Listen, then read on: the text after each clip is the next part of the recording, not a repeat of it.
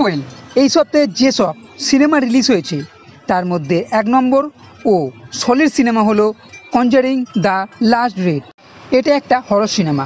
আপনি Hollywood cinema যদি দেখে থাকেন তবে এই সিরিজের আগের 3টে সিনেমাও নিশ্চয়ই দেখে থাকবেন। এই সিনেমার বৈশিষ্ট্য হলো সিনেমার সব গল্পই সত্য ঘটনার উপরে তৈরি। আপনার ভূতের সিনেমা যদি দেখা পছন্দ হয় তাহলে এই সিনেমাও নিশ্চয়ই আপনার পছন্দ হবে। সিনেমার প্রথম থেকেই টান আছে, হরর এলিমেন্ট সর্বত্রই চোখে পড়ার মতো। প্রচুর সিন এমন আছে যা আপনাকে চমকে দেবে। এড ও লরেন যারা সুপারন্যাচারাল নিয়ে রিসার্চ করে ও এমন কিছু ঘটনা ঘটলে তাকে সামাল দেয় ও ভূত ছাড়ায়। আর এই সিনেমার গল্পটা এড ও লরেন্সের জীবনের প্রথম দিকের কেস। লরেন যখন প্রেগনেন্ট ছিল সেই সময়, তখন এরা এক ভুতুড়ে আয়নার চক্করে পড়ে, যাতে ছিল একটা শয়তান। তারা সেই কেস হ্যান্ডেল না করে সেখান থেকে চলে আসে। তাদের একটা মেয়ে হয়। তারা ভেবেছিল সেই শয়তান তাদের আর পিছু করবে না, কিন্তু 20 বছর পরেও সেই শয়তান এদের পিছনে আছে এবং ঘটনাক্রমে সেই আয়নাটি একটি বাড়িতে এসে পড়ে ও সেই ভূত মানে শয়তানটি এই পরিবারের সকলের জীবন অতিষ্ঠ করে তোলে। এড ও লরেনের পুরো পরিবার এই শয়তানের কবলে পড়ে।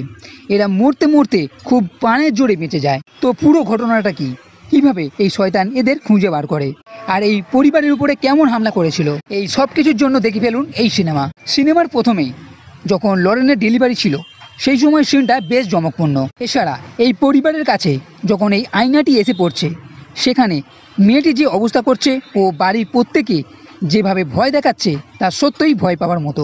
ও একটি চার্চের ফাদারকে যেভাবে এই শয়তান মেরে ফেলছে তা বড়ই ভয়ঙ্কর। এছাড়া এড ও লরেন তার মেয়েকে নিয়ে যখন এই বাড়িতে আসছে, সেখানকার প্রত্যেক সিন বেশ দুর্দান্ত ও ক্লাইম্যাক্সও বেশ জবরদস্ত। সিনেমার কোথাও ঢিলেঢালা নেই। আর এই সিনেমাটি এই কনজারিং সিনেমার শেষ সিনেমা।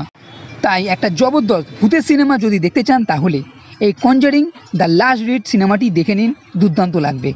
তো বন্ধুরা, এই ভিডিও যদি ভালো লেগে থাকে তাহলে লাইক করো, কমেন্ট করো, শেয়ার করো আর এই চ্যানেলটি সাবস্ক্রাইব করতে কখনোই ভুলবে না। এই ভিডিও দেখার জন্য ধন্যবাদ।